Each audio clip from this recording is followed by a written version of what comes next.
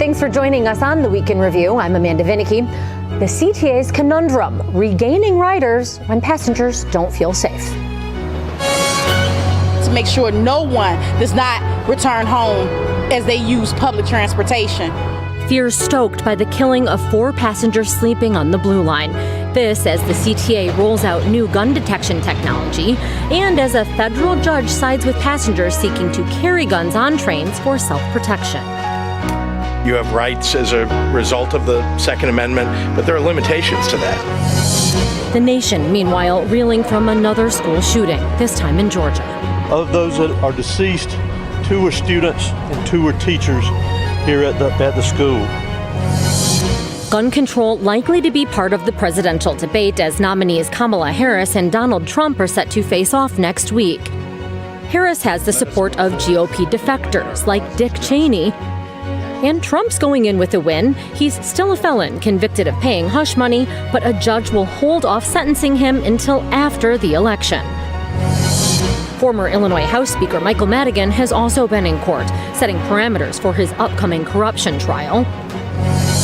And the city seeks to eliminate food deserts. But is it getting a rotten banana? Now to our Week in Review panel. Joining us are Brandon Pope from WCIU, Monica Eng of Axios, Mariah Rush from the Chicago Sun-Times, and Ray Long from the Chicago Tribune. I'm going to begin with you, Brandon. No, 4 people shot in cold blood while on the CTA. You have both anti-violence as well as commuter advocates alike calling for increased security measures. What can be done? That's the big question right now. We're seeing a real zeroing in on a lot of issues with CTA, especially violence concerns for riders. WBEZ did a great investigation where they found that in 2024, more violent incidents than at any point since 2011. That's alarming for anybody, but especially those who are most vulnerable, and that's the homeless. And so lots of questions about, do we need more police? Maybe not, but is there a way you can have like an actual maybe transit ambassador or someone that can be on the trains to actually monitor situations, help people, and get assistance to people who need it? We got to find some solutions here. Monica, so yeah, it's not just security, and maybe we'll get back to that in a minute, but really calling attention to the issue of the unhoused. That's right, and I was listening to a report by Chip Mitchell on the way over where he said that actually we've seen a tripling of violent crime in the last decade on the CTA on a per capita basis. A lot of that, though, is because of plunging ridership. And that plunging ridership doesn't just raise the per capita violence rate, but it makes it less safe. They say when there are more people on the train, you're safer. So they have a lot of high hopes. People aren't going to attack if you perhaps have a big crowd. Exactly. And so they think that this idea of ambassadors, as you were saying, the CTA ambassadors could be something that's a non-police solution. But it's also like a conundrum because it's like, okay, you don't have people riding because they don't feel safe, but they don't feel safe, so they'll stop riding. Yeah. It's a constant It's one circle. of those where I think there's a lot in the sort of in just the discussion among Chicagoans about this, and then you have some people that push back and say, hey, wait, it is safe, but now that we've got numbers, again, WBEZ did this reporting. CTA says that it has actually security folks that have been hired to walk on the trains, and they have something like 30,000 surveillance cameras. And now they are trying this new AI system and detects when someone brandishes a gun. Now, Mariah, how does that square at all with now the city soon doing away with other technology that detects gunshots? And I'm talking about, of course, ShotSpotter. Yeah, and it doesn't really make much sense, but another thing in the WBEZ piece was that they actually saw that the number of police that are stationed at the stops went down instead of going up, and they weren't allocating that resources to the train stations, even though the crime is shot up by so much. So ambassadors, more police. Any thoughts, Ray, on the notion of additional surveillance cameras? Is there a danger of getting into a surveillance state, or when you have a whole lot of cars and you can't have an officer on all of them, and some people wouldn't want that anyway? Right. Well, there's always the idea of Big Brother that could get people worked up. But I think one thing we have to face here is that we need people to be safe. And I think that until we get to the point where people feel safe to go on the train and get on the bus whenever they want to and not worry about some crazy person coming up or just feeling unsafe overall, then you've got to see how far we can push this kind of technology. Right. Is this something that, I don't know, in your either circle of friends or folks that you talk to in your reporting, do you hear from them that they're scared to hop on a train or a bus? Yeah, and it really is, like Brandon said, it's kind of like a catch-22 situation where we want everyone to feel more safe, but we don't want to put ourselves out there to be the ones to actually be out there and have something potentially happen to us. So it's either, you know, take an Uber, which sometimes still there's crime issues there, or you risk it on the red line, and who knows what's going to happen on there. Monica. I should say I take the red line several times a week. I took it a few times today, and I did think about it as I was getting on the train. But you know, we ran a story this week talking to homeless advocates, and they just said, you know, please don't conflate people sleeping on the train with crime. You know, they're just as vulnerable to those with guns as the rest of us. And you know, we asked, well, what should you do if you encounter someone? And they said, please make eye contact with them. Let them know you heard their request. Don't treat them like nobody. That's some salient advice, because it is something that you often encounter, I think. I also ride the train system frequently. Now, all of this, of course, comes and puts CTA President Dorval Carter, I was going to say under the microscope again, but I'm not sure the microscope was ever lifted. Was it, Brandon? No. What did we hear from him? We heard that he touted the security systems, he touted the cameras, but I was talking about Ray earlier, one of the first times we've actually heard from him. He doesn't really do interviews. He had been evading any sort of accountability with a litany of issues happening with CTA. We saw this Block Club report coming out from Manny Ramos where Dorval Carter has taken a lot of extravagant trips, a lot of out-of-town trips, while the CTA's problems are mounting. He's not really doing visits to different CTA stops to see these issues on the ground, and it's raising concerns as riders are not happy right now.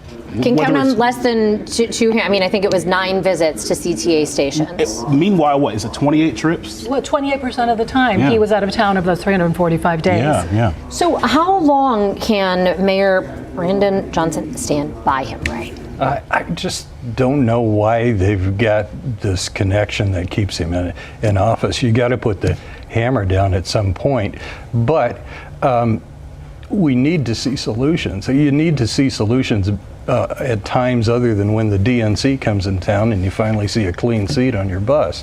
So he and others need to be out there looking out for the interests of consumers, and we just don't feel like that's happening. I should say that I took the green line on the first day of the DNC, and there was 25 minutes till the next train. So I tweeted, "Oh, really nice job! On the first day of the DNC, 25 minutes till the next train." When this is, by the way, in case folks don't know, that is super close proximity to the United Center when you wanted delegates to be using the station. So then I go and I cover the protest, and during the protest, I see an unknown number on my phone. Hello, hi, this is the CTA. We saw that you tweeted a complaint about the line. What was that? I'm like, well, it says right on there. So they are sensitive and they are watching. Paying attention. It's interesting because I asked Mayor Johnson directly, like, how do you measure success in your leaders? And if you measure it the way you say, how does Dorval Carter actually stand to that? And his response is that Dorval Carter is meeting the metrics. Dorval Carter's response is, did he explain what metrics? Which ones? Exactly. Well, comparing pre-pandemic ridership numbers to what's happening now, those have gone up. Frequency has gone up. Things haven't been solved completely, but the Carter camp's response is things are getting better. The issue is there was so much delay in trying to make them better, and there's still issues like 28-minute delays. I'm a CTA rider myself. Yeah. I've had numerous ghost trains and buses where you can't really rely on it anymore. And for a city like Chicago, #3 market in the country, it's not right. You go to DC, you don't have that problem. Right. Go to New York, you don't have that problem. Chicago, we shouldn't have to have that problem either. Presenting issues for workers trying to get to their shifts. Yeah. It's really cold in the winter. That's what I'm not looking forward to, waiting for a ghost train when it's snowing.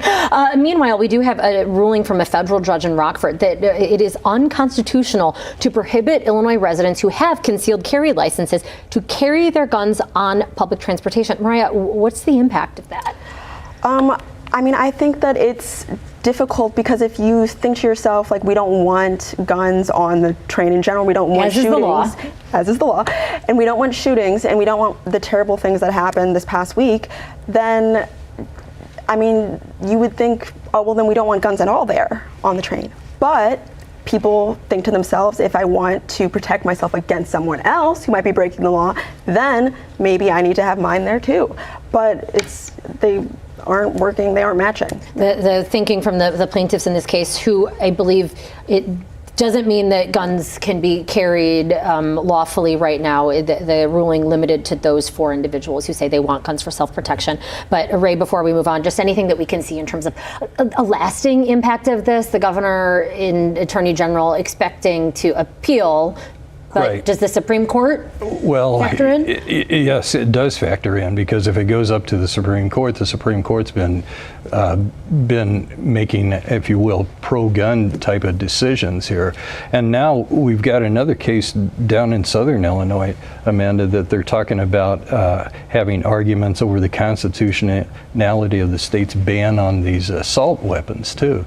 So that's coming up in the next few days, and you just have to ask yourself, didn't we stop this? Where does it stop? We stopped machine guns from being carried. Why can't we just draw a line here at some point? Well, in the Illinois law that you're speaking of bans so-called assault-style weapons, including the AR-15 that allegedly was used by a 14-year-old to kill 4 individuals at a school in Georgia. Now, Monica, is this shooting going to be the one that changes anything, particularly, of course, as it's coming in the midst of campaign season? Are we going to hear about gun issues? Well, we always think this is going to be the one that changes things, and unfortunately, that's not what happens. In fact, Vice President, presidential candidate J.D. Vance today said, this is our new reality, and this is the reality we have.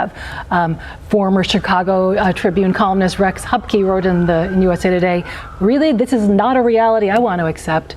And so it's you're going to see the same, President Biden got on TV and said we must do something, and then you're probably going to see the same pushback from Republicans on it. Same old, same old. Anybody think that this is going to change things? Well, I don't know if it'll change things, but I do think that it's a topic that it ought to come up in the Trump-Harris debate. Mm-hmm. I think I lost hope of things changing when we had Sandy Hook. And right. once people didn't want to take action when little kids are getting gunned down, from there, we're never really going to see any tangible, and the ball hasn't moved forward. And so you're right, it should come up at the debate.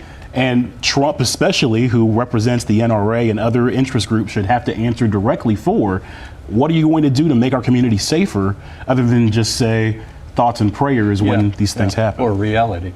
Yeah. When you're seeing a pushback on the state level, on this liberal state level, how are we going to get progress on a national level? Mm-hmm. What else are you expecting out of the debate, Mariah? I'm excited to see what this microphone situation is going to be like, cutting the mics. Because I know Biden's campaign did a big push to have that enacted for the last debate, which didn't go very well for him, but to say the least. I guess, if you must. But for Kamala, for Harris, it might not work in her favor. I think the hope is that Trump will go off on one of his tangents and everyone will hear, kind of like what he did, what we saw at NBJ, and kind of put his foot in his mouth. But if the microphone has to be cut off, then people might not be able to hear his interesting tidbits. We know he's definitely going to hit Kamala Harris on the economy, and she's going to have to hit back. Their campaign, the Walz and Harris campaign, has been all about joy so far, but the reality is there's a segment of the country, they don't feel joy at all. They go to the grocery store, see the carton of eggs is $6. I don't find joy in that either. So I expect to hear from Kamala Harris, what are you going to do on the economic front? Because while we do see issues like gun rights, abortion, those are important issues for a lot of people and galvanize people, it's the economy, those kitchen table issues that are really going to be, I think, driving people, especially to the polls.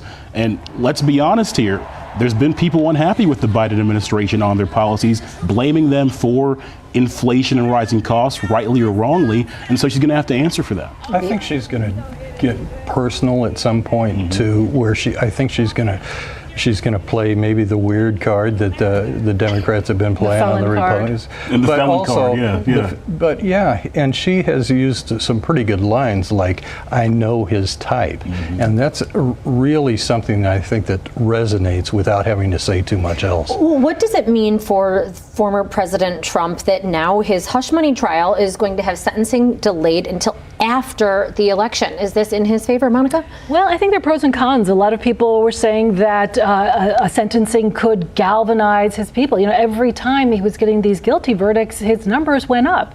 And it can also take a little wind out of the sails of those who say the justice system is stacked against our guy and he is a martyr. Well, he's not going to be sentenced beforehand, and this was the Biden Justice Department that decided. Let's make it clear: Biden does not control that judge, but this judge who was seen as so biased against Donald Trump has decided, you know what, we don't want to mess with the election. We're not going to sentence him beforehand. So much going on in this campaign. There's also been, prosecution going forward with Russian propaganda getting involved. There's that. Tim Pool, Chicago high school dropout, was an influencer who unwittingly, he said, took money from the Russians to promote anti-Biden propaganda. And then just briefly, Brandon, what about now? We've had some Republicans. There's a Republicans for Harris group, but now. Dick Cheney, of all people, according to his daughter Liz Cheney, a former Republican congresswoman, also says they're not just going to be anti-Trump, but they will be voting for Harris. What does that mean? Yeah, the Dems call themselves a big tent. It's pretty big. It's pretty big. I think what this says is that this reflects the state of the Republican Party nationally right now, because the reality is there are conservatives in this country and independents who feel like they don't have a home anymore. They don't align with Trumpism, the Make America Great Again movement, the extremism they're seeing. And so the hope is that you're seeing this kind of push into making the Democratic ticket more center left. Is it going to work ultimately? I think that's a big question going forward. And also, do you alienate the progressive base you've built and younger voters by embracing a change? As this is an ever tightening race, but I want to bring it back to local politics here because the Tribune has been investigating how and why corruption is so the part of the psyche of Illinois politics. Ray, what did you find? You do write that there are convictions prove that Illinois is more corrupt, but why? Well, I think it's a long time attitude. I think it goes back to even simple things from day to day where people want to tell their kids, hey, if you get stopped by a cop, wrap your driver's license in a $20 bill. That happened a lot more than you would think, but it doesn't happen probably as much as it used to. But still there's that attitude, and this attitude just continues, and people think, well, I can do a little bit more and not get caught, and then a little bit more, and then sooner or later the feds come in and they've been listening. An attitude that is buttressed by actual policies and statutes. Yes. The loose laws, weak enforcement, and even the idea that we have more governments than any other state. So there's more opportunity for people to maybe build themselves up into higher level all along and provide more opportunities for. And we've seen campaign rules for contributions. Monica. Years ago at the Tribune, I was investigating a high-up executive in CPS Food. She was caught taking bribes from someone who was bidding for the contract. And when the IG investigated and said, why did you do it? She said, everyone else was. And I think that pretty much sums up this culture. Everyone else was. And the impact of that is like, everyday people get cynical. They already have a mistrust of government, and that mistrust grows with every single headline we see about these abuses of power. It hurts everybody. You got to have a cloud. You think you got to have somebody to do something. You saw the Burke trial, which we all covered, and then you see Ed Burke come up there and he's shaking down a Burger King. Come on. A Burger King of all places, right? But how does that? Now you're going to soon be covering the trial for former Illinois House Speaker Michael Madigan, who's already been in court trying to argue that unfair press coverage is going to hinder his chances with a fair jury. Does it seem that he's trying to play it both ways? That he is both wanted to be known as the Velvet Hammer, boss with iron fists, and at the same time, oh no, that isn't me in coverage? Right, and also you and I both know that if a story that was unflattering to him at some point would come out, he would just act like the press is no big deal or anything. Suddenly it's a big deal, and this has got to be a point of concern for the court. And so he's taken shots at a variety of stories, and I go back and read them, and I think, this is not unusual. Is this corruption series, though, tied at all to a preview, perhaps, of that trial? I've been pushing to do this series for like 8 years, So there we go. I mean, you literally wrote a book on the speaker having to do with corruption. I want to make sure that we have time in about 5 minutes we've got left to focus on you, Mariah, because you likewise have an investigation going. And this looked at the track record of a grocery store operator just opened up a new store in West Garfield Park. That, of course, comes with some financial assists from the city, the goal being to end food deserts, but. Yes, but is the question. 2 summers ago, Mayor Lori Lightfoot put pretty much all of their bets in on this company, Yellow Banana, which they own and operate 6 Save-A-Lot stores within Chicago, and they said 38 nationally, so they have experience, you would think, but they're a pretty young company. They were first founded in 2021, and they kind of took forever to even start opening stores, and the city gave them or granted them $13.5 million to reopen and renovate these 6 stores. But the first one, 2 years later, just got opened, and West Garfield Park residents are really excited because someone told me, they were like, we're starving. We need food. Like, they don't care what the quality is, honestly. They prefer a quality, clean grocer, but is Yellow Banana going to be sticking around, do you think, for a long time, or you found some concerns that maybe don't bring high hopes for its longevity? Yes, so Lauren Fitzpatrick and I and my colleague, we found that the company is in at least $2 million debt in the 3 years that they've been a company, $1 million in active lawsuits from vendors, which say they have stopped paying them. For some vendors say that they've never been paid at all. They've got city violations, property tax bills, utility bills, pretty much any kind of bill that you can think of, they've kind of been not paying. Is there an out for the city? Oh, sorry, Monica. They've closed several stores, too. They've closed more than several. They've closed 16 stores, and they handed back control over to the wholesaler, Save-A-Lot, for the rest of their stores. So they only operate the Chicago stores now. So is the city protected? $13.5 million. They have to give back the money if they don't follow through. If they go bankrupt or if they don't follow through by April of this coming April, then they have to give back the money, and they will be on the hook for that. I have no doubt you'll be following. Monica, you cover food a lot, so any closures on that? And I also wanted to be sure to ask you about a different food situation, and this is for those skipping the grocery store, wanting to get it from some of Chicago's most famous restaurants. The Taste of Chicago. Taste of Chicago's back for the second year in a row in September because, hey, thanks NASCAR, you pushed us into September, but the weather's so much nicer. You're not eating a turkey leg while there's sweat pouring down your face. 40 vendors, 16 food trucks, but guess what? Those tickets are gone. So the tickets, which were kind of a pain in the butt, because it's like, oh, I got 5 left and I'm not even hungry anymore.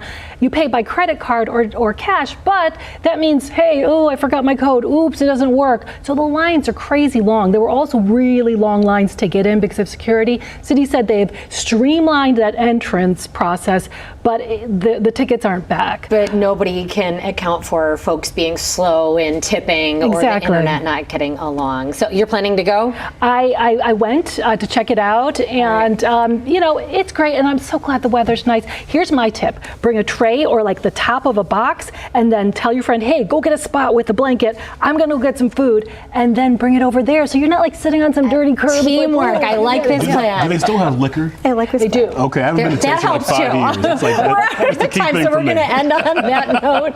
Thanks so much to Brandon Pope, to Monica Ang, Mariah Rush, and Ray Long. We will be back to wrap things up, so stick around.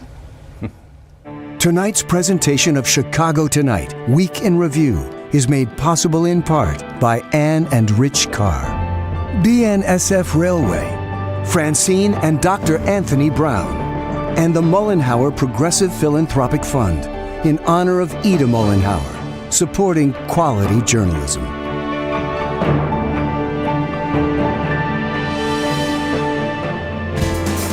Chicago Tonight is made possible in part by the Alexandra and John Nichols family, the Polk Brothers Foundation. Additional support is provided by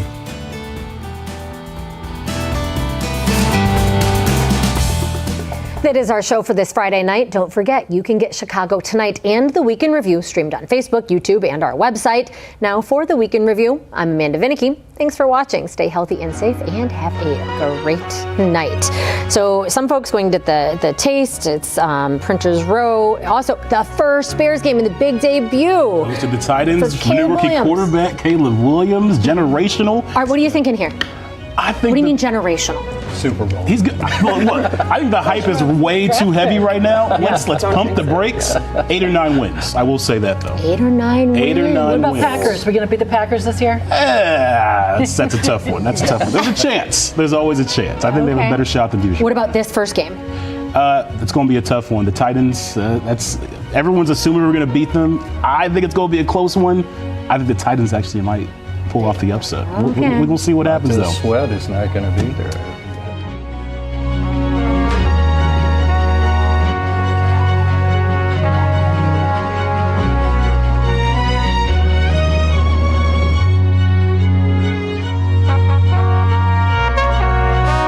Closed captioning is made possible by Robert A. Clifford and Clifford Law Offices, a Chicago personal injury and wrongful death firm that is proud to give back to its community in Chicago and beyond.